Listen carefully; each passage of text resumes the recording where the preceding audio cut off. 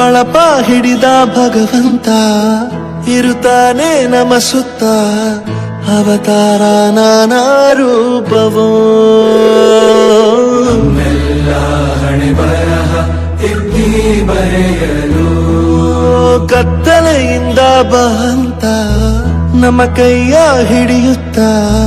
ಕರೆದೊಯ್ದ ಬೆಳಕು ತೋರಲು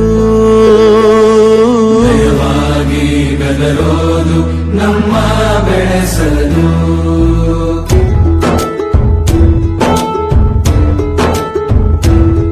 ಭಾಷೆ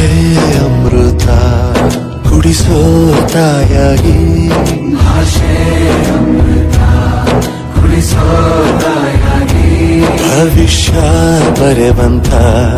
ತಂದೇನೋ ಆಗಿ